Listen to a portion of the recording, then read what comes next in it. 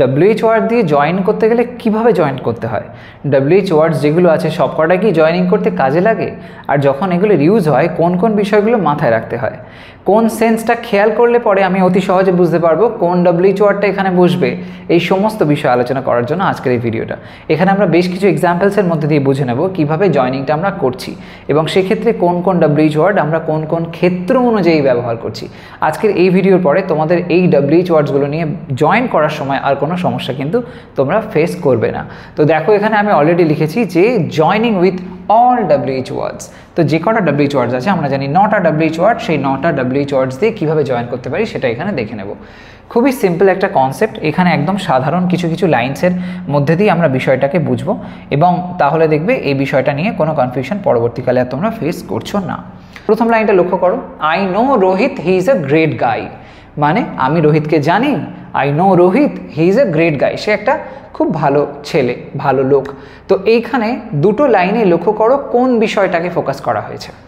রোহিতকে নিয়ে বলা হয়েছে, আমি রোহিতকে জানি, আবার এখানে যে হি বলা হয়েছে সেটাও রোহিতকে নিয়ে বলা হয়েছে। যেহেতু দুটো লাইনেই একই ব্যক্তিকে নিয়ে কথা বলা হচ্ছে, তাকেই আমরা এখানে ব্যবহার হতে দেখতে পাচ্ছি দুটো লাইনের মধ্যেই, সেই সেন্স অনুযায়ী আমরা এখানে ডব্লিউএইচ ওয়ার্ড হু ব্যবহার করে লাইনটা লিখতে পারি। তাহলে লাইনটা লিখলে এরকমভাবে হবে, আই নো রোহিত, খুব সহজ, যেমন আই নো লেখা আছে সেটা লিখে দেবে।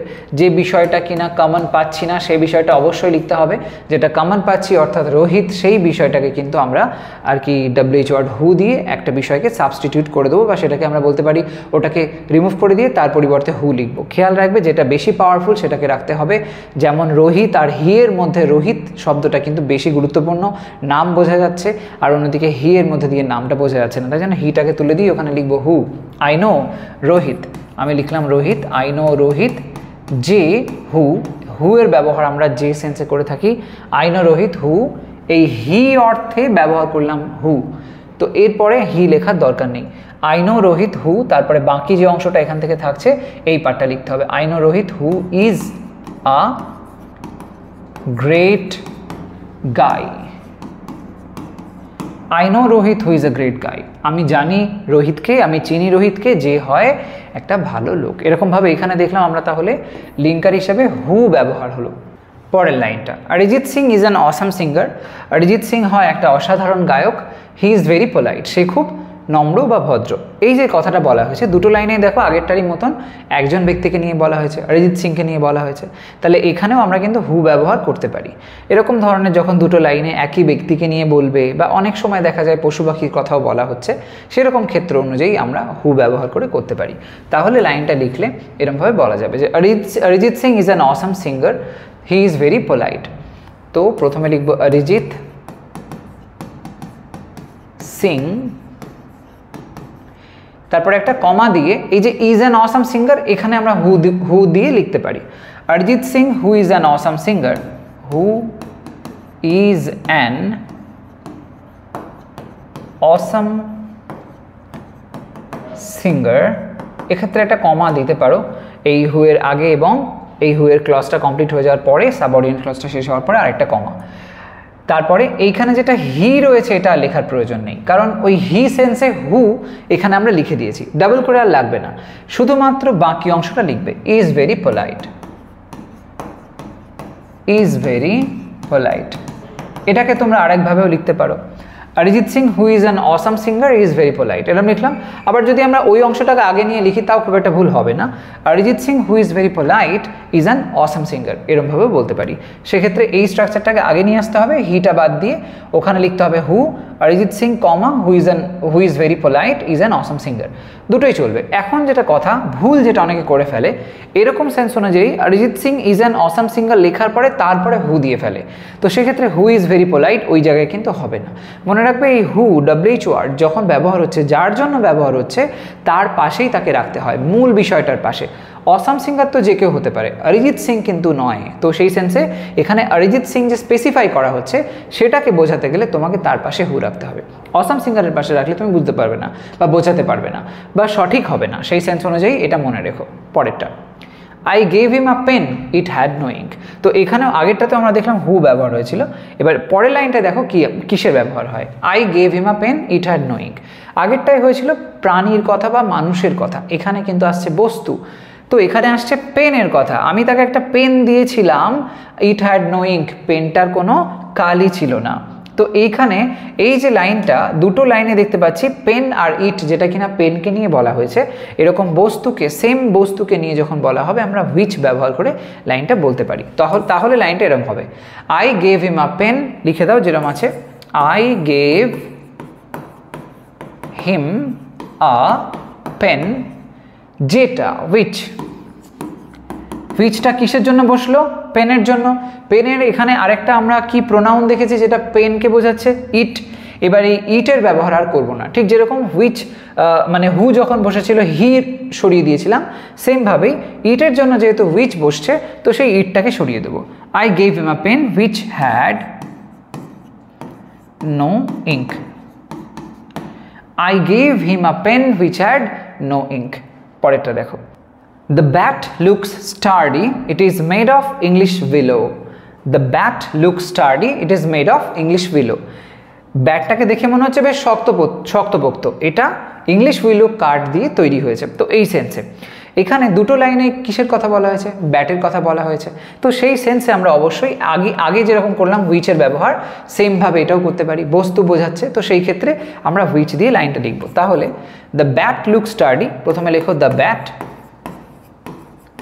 ব্যাট যে লিখলাম, ঠিক যেরকম সেকেন্ড লাইনটা আমরা করলাম যেখানে হু ব্যবহার করা হয়েছিল অরিজিৎ সিং এর পাশে, এখানেও কিন্তু সেম ব্যাপার। কারণ দেখো ওখানে অরিজিৎ সিং ছিল সাবজেক্টের পজিশনে, এখানে দ্য ব্যাট আছে সাবজেক্টের পজিশনে। তো সেই জন্য এই যেহেতু সাবজেক্টের পজিশনে আছে, সেই অর্থ অনুযায়ী হুইচটা লিখলে আমরা ঠিক এর পাশে কমা দিয়ে লিখব, এরমভাবে লিখতে পারি। দ্য ব্যাট হুইচ লেখার পরে লুক স্টাডি বা ইজ মেড অফ ইংলিশ উইলো, যেটা খুশি তোমার মনে হয় লেখো। তো হুইচ লুক স্টাডি, আমি এই অংশটাকেই ফোকাস করছি। তো এখানে হুইচ লেখার পরে এই যে ইজ মেড অফ ইংলিশ উইলো এটাকে জুড়তে পারি, হুইচ ইজ মেড অফ, এই পার্টটাকে নিয়ে নিলাম, ইটটা লিখবো না, ওটা বাদ। Which is made of English willow, comma দাও, looks sturdy,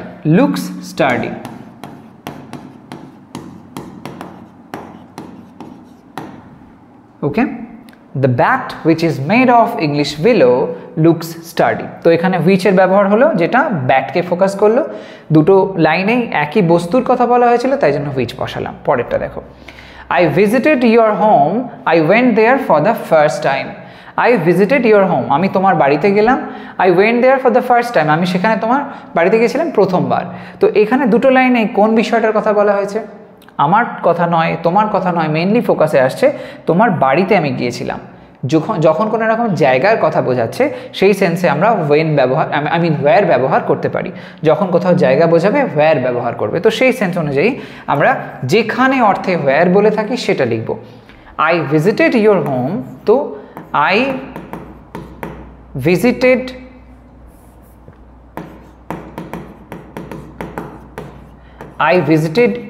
your home,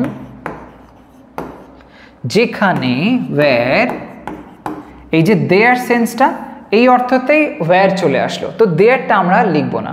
where I went, যেখানে আমি গিয়েছিলাম, for the, প্রথমবারের জন্য, ফার্স্ট টাইম। বোঝা যাচ্ছে? তাহলে কনসেপ্টটা এখানে জায়গা অনুযায়ী মিল হলো যেই, তখন আমি বসালাম where। পরের লাইনটা দেখো, Hogwarts is a fictional school, I want to study there. Hogwarts is a fictional school. Hogwarts হলো একটা ফিকশনাল স্কুল, মানে হচ্ছে যেটা কাল্পনিক স্কুল বা বলতে পারি আমরা যেটা উপন্যাসে পড়েছি সেই পড়া একটা স্কুল, যেটা আমরা হ্যারি পটার উপন্যাসে দেখেছিলাম। I want to study there, আমি সেখানে পড়তে চাই। এখানে দুটো লাইনের মধ্যেই একটা জায়গাকে ফোকাস করা হয়েছে, হগওয়ার্টসকে। তো সেই পয়েন্ট থেকে আমরা লাইনটাকে ওই ওয়্যার ব্যবহার করে লিখতে পারি। এই লাইনটাও কিন্তু ঠিক যেরকম ফোর্থ লাইনে এবং সেকেন্ড লাইনে হয়েছিল সেই সেন্স অনুযায়ী সাবজেক্টের পজিশনে আমরা হগওয়ার্টসকে বসিয়ে লিখতে পারি। তাহলে প্রথমে লিখতে হবে হগওয়ার্টস, দাও কমা দাও, I want to study there, যেখানে আমি পড়তে চাই, তো Hogwarts where I want to study এরকমভাবে করতে পারি, Hogwarts where I want to study is a fictional school, is a fictional school, right. এইখানে ওয়্যারের ব্যবহারটা কার জন্য হলো, হগওয়ার্টসের জন্য হলো। তো এই সেন্স অনুযায়ী এটা কিন্তু একটা প্রপার ফরম্যাট মেনটেন করলো WH ওয়ার্ড হিসাবে ওয়্যারের ব্যবহার করে। পরেরটা দেখো, I came home I heard you singing. আমি বাড়ি এলাম, I came home I heard you singing, আমি শুনলাম তুমি গান গাইছো। এই যে লাইনটা এখানে দেখো দুটোতেই কি বোঝাচ্ছে, একটা সময়কে বোঝাচ্ছে যে আমি বাড়ি যে সময় এলাম সেই সময় আমি শুনলাম তুমি গান গাইছো। টাইম যেহেতু বলছে তাই জন্য ব্যবহার করব হোয়েন। যখন দেখবে এরকম সময় বোঝাচ্ছে তখন সেক্ষেত্রে হোয়েন, একটা ঘটনা ঘটার পাশাপাশি ওই সময় আরেকটা ঘটনা ঘটছে এইটা বললে আমরা হোয়েন ব্যবহার করি। তো সেই সেন্স অনুযায়ী আই কেম হোম, আমি যখন বাড়ি এলাম, তো when I came home, when I came home, when I came home লেখার পরে কমা দাও, I heard you singing, I heard you singing, যখন আমি বাড়ি এলাম শুনতে পেলাম তুমি গান গাইছো। তো এইখানে when এর ব্যবহারটা আমরা লক্ষ্য করলাম কারণ টাইম বোঝালো। পরেরটা, it was evening he entered my room, it was evening, এটা ছিল সন্ধ্যাবেলা, সে আমার ঘরে প্রবেশ করলো। সে আমার ঘরে কখন প্রবেশ করলো, সন্ধ্যাবেলার সময় প্রবেশ করলো, তাহলে এখানেও সময় বোঝালো। তো এই সেন্স অনুযায়ী আমরা লাইনটাকে এরমভাবে লিখতে পারি যে it was evening he entered my room, তো যখন সে ঘরে প্রবেশ করলো তখন ছিল সন্ধ্যাবেলা, এরমভাবে লিখতে পারি। আচ্ছা, প্রথমে আমরা যদি এখানে আগের লাইনটা আমরা ওয়েন শব্দটাকে প্রথমে বসিয়েছিলাম, এটা মাঝখানে বসিয়েও করতে পারো, তাহলে লাইনটা আমরা এইভাবে লিখতে পারি, ইট ওয়াজ ইভিনিং যেরকম আছে লিখে দিই, কোনো অসুবিধা নেই। ইট ওয়াজ ইভিনিং, পরে লেখো when, it was evening when he entered my room, entered my room. এই অংশটাকে আমরা যদি আগে লিখতাম তাহলে কি করতে হতো, এটা লেখার পরে কমা দিতে হতো, যেমনটা প্রথম লাইনে করেছি, when he entered my room, comma it was evening। এখানে যেহেতু মাঝখানে আমরা when ব্যবহার হতে দেখতে পাচ্ছি তাই এখানে কমার দরকার পড়ছে না, এটা একটা অ্যাডভার্বিয়াল ক্লজ হয়েছে। পরেরটা দেখো, my brother is a doctor, you saw him there, my brother is a doctor, you saw him there। দুটো লাইনে কার কথা বলা হচ্ছে, একই ব্যক্তির কথা বলা হয়েছে, একজন ডাক্তার, সেই ডাক্তারকে নিয়েই বলা হয়েছে যে কিনা হলো আমার ভাই, তুমি তাকে ওখানে দেখেছিলে, তাহলে হিম বলতে ওকে বোঝানো হয়েছে। এবার দেখো এই যে লাইনটা, এই লাইনটাকে আমরা যদি এই হিম পয়েন্টে ফোকাস করি, অর্থাৎ অবজেক্টের পয়েন্টে ফোকাস করি, হিম তো এখানে অবজেক্ট হয়েছে, তো অবজেক্টের পয়েন্টে যদি ফোকাস করি তাহলে দুটো লাইনে যখন মানে দেখতে পাচ্ছি একইভাবে একজন ব্যক্তির কথা বলা হচ্ছে, ওই অবজেক্টে ফোকাস করলে আমরা হুম ব্যবহার করে লাইনটা লিখতে পারি, হুম। তাহলে লাইনটা এরকম হবে, my brother is a doctor, you saw him there. তো মাই ব্রাদার প্রথমে লিখবো, কমা দাও, you saw him there, whom you saw, whom you saw there, comma is a doctor. Okay, my brother whom you saw there is a doctor. তো এখানে ওই হিমটা যেহেতু object পয়েন্টে রয়েছে, মানে ব্রাদারটাকে অবজেক্ট পয়েন্টে দেখতে পাচ্ছি আমরা পরের লাইনে, তাই জন্য ওই সেন্সে আমরা হু নয় হুম লিখে লাইনটাকে করলাম। তো এরমভাবে তোমরা ব্যবহার করতে পারো হুম যখন যাকে অর্থ ব্যবহার করবে বা বোঝাতে চাইবে। হুমের ব্যবহারটা যাকে সেন্সে হয়। পরেরটা, আমার ভাই যাকে তুমি দেখলে সেখানে হয় একজন ডাক্তার। নেক্সট লাইনটা, শি ইনভাইটেড মিস্টার অ্যাডামস, সেই মিস্টার অ্যাডামসকে নিমন্ত্রণ করলো, উই হেটেড হিম, আমরা তাকে ঘৃণা করতাম।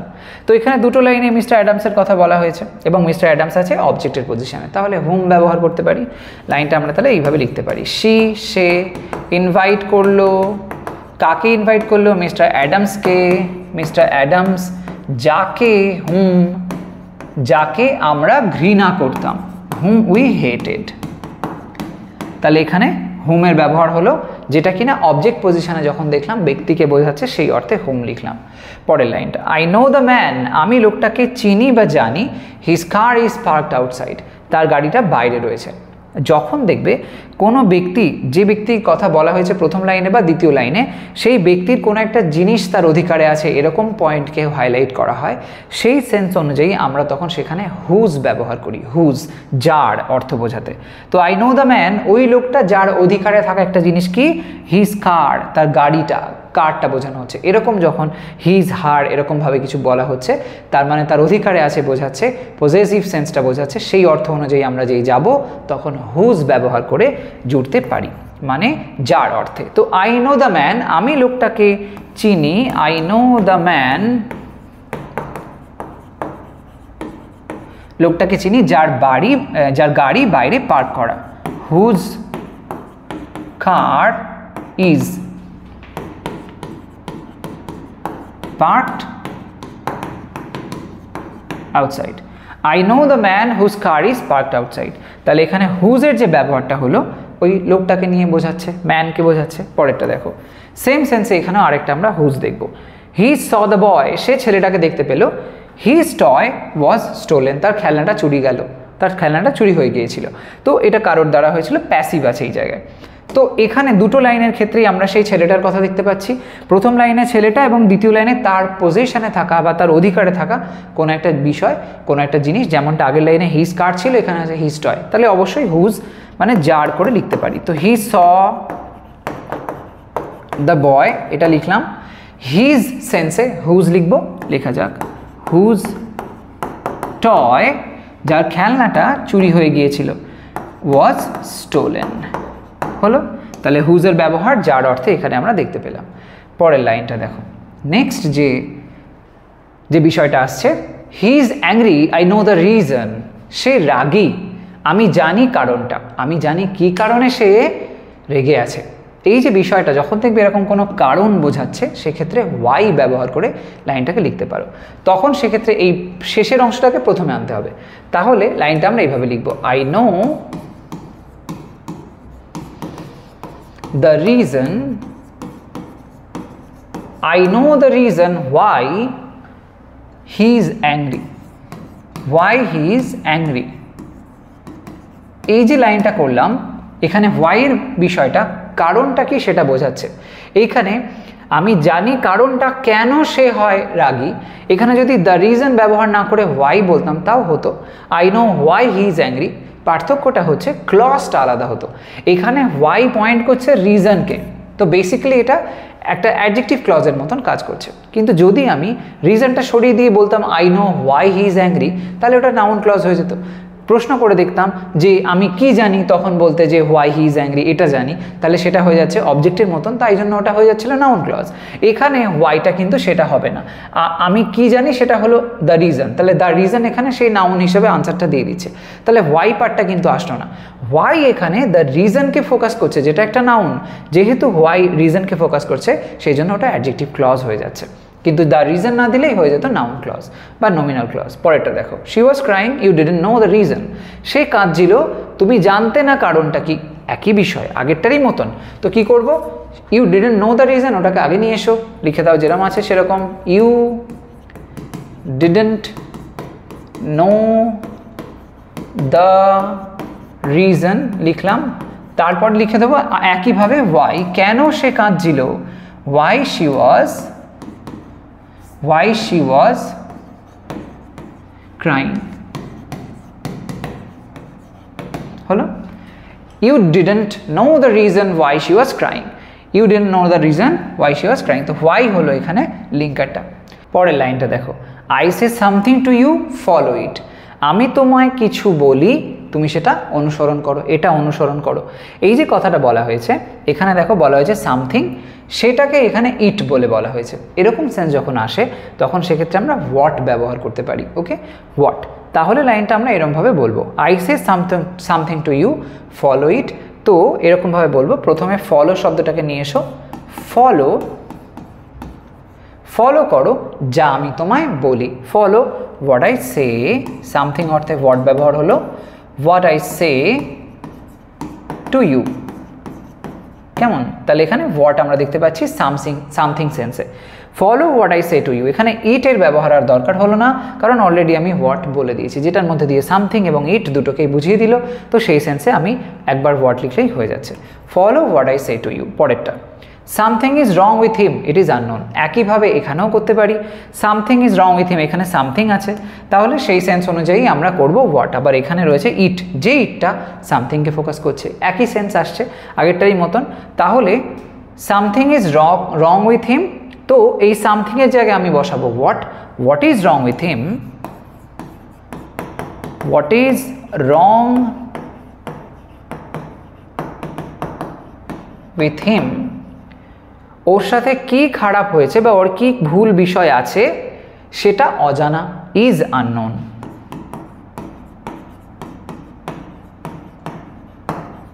হলো what is wrong with him is unknown. তাহলে এখানে হোয়াটের ব্যবহারটা হলো ওই সামথিং সেন্সে, তাই জন্য ইটটাও লাগলো না আর সামথিংয়ের ব্যবহার করলাম না, যেমনটা আগের লাইনে দেখলে একইভাবে। পরেরটা দেখো, she painted it, I saw the method. সে এটা রং করলো, সে এটা আঁকলো, আই স দ্য মেথড, আমি দেখলাম কিভাবে আঁকলো। যখন এরকম মেথড বা ওয়ে এরকমভাবে বলা থাকে, কোনো পদ্ধতি বোঝায়, তখন সেক্ষেত্রে আমরা হাউ ব্যবহার করি, কিভাবে কেমনভাবে বোঝালে। She painted it, I saw the method, তো আমি আই স প্রথমে লিখবো, আই স আমি দেখলাম কিভাবে, হাউ মেথড আর লিখতে হবে না, I saw how she painted it এটা লিখতে পারি, I saw how she painted it, আমি দেখলাম কিভাবে সে এটা পেইন্ট করলো। পরের লাইনটা, she did it in some way, that way is a mystery. এখানেও দেখো আগের লাইনের মতন হাউ আসছে, কেন? কারণ এখানে ওয়ে আছে, ওয়ের মাধ্যমে সেই মেথডটাকে বোঝাচ্ছে। কি বলছে? She did it in some way, সে এটা কোনোভাবে একটা করেছে বা করলো, that way is a mystery, সেই যেভাবে করেছে ওই বিষয়টা হলো একটা রহস্যজনক বিষয়, একটা রহস্যজনক বিষয়। তো সেই সেন্সে she did it in some way, সে যে এটা কোনোভাবে করলো, এই সাম ওয়ে সেন্সটা আমরা দুটো লাইনেই দেখতে পাচ্ছি, এরকম কনসেপ্ট আসছে। এই অর্থ থেকে হাউ ব্যবহার করে লাইনটা লিখলে এইভাবে বলতে হবে, how she did it, how she did ইট, কীভাবে সে এটা করলো, এটা আমরা এরকমভাবে লিখতে পারি, হাউ শি ডিড ইট হয় is a mystery, that way আর লিখবো না, কারণ হাউ তো বলছি, ওটার মাধ্যমেই তো ওয়েটা বোঝাচ্ছে, তাহলে লিখবো কেন? যেমনটা মেথড আমরা হাউ দিয়ে বুঝিয়েছিলাম, তাই মেথড লিখিনি, এখানে আমরা না লিখে করতে পারি। তো how she did it is a mystery, how she did it is a mystery. তো এখানে দেখলাম হাউ এর ব্যবহার, যেটা জয়েন করতে সাহায্য করলো। তো এরকম বিভিন্ন রকমভাবে তোমরা দেখতে পেলে আমরা যে WH ওয়ার্ডসের ব্যবহারগুলো করি, এই ধরনগুলো মনে রাখবে কোনটা কি সেন্স অনুযায়ী আসছে। এবং তোমরা দেখে নিও, আমি কমেন্ট সেকশানে লিখে দিয়েছি এই সম্পর্কে বেশ কিছু ডিটেলস আর কি ইনফরমেশান দিয়েছি, সেগুলো চেক করে নিও, ওটা অনেকটা হেল্প করবে। আর এই যে সমস্ত প্রসেসগুলো আমি দেখালাম, এগুলো অ্যাপ্লাই করে তোমরা অনেক কিছু লাইন দৈনন্দিন জীবনে বানাও। কোথাও কোনো কনফিউশন হলে আমাকে সেটা জানিও। আজকের ভিডিও এই পর্যন্তই থাকছে। যদি মনে হয় ইনফরমেশান পেয়েছো, কিছু ভালো লেগেছে ভিডিওটা, তাহলে একটা লাইক করো, শেয়ার করো সমস্ত ফ্রেন্ডসের মধ্যে। আর চ্যানেলটা এখনো সাবস্ক্রাইব না করে থাকলে ডেফিনেটলি করে নাও, কারণ এমন ধরনের ইনফরমেটিভ ভিডিওস তোমরা আমার চ্যানেল থেকে পেতেই থাকবে। আজ তবে আসি, সবাই ভালো থাকো, সুস্থ থাকো, বাই বাই।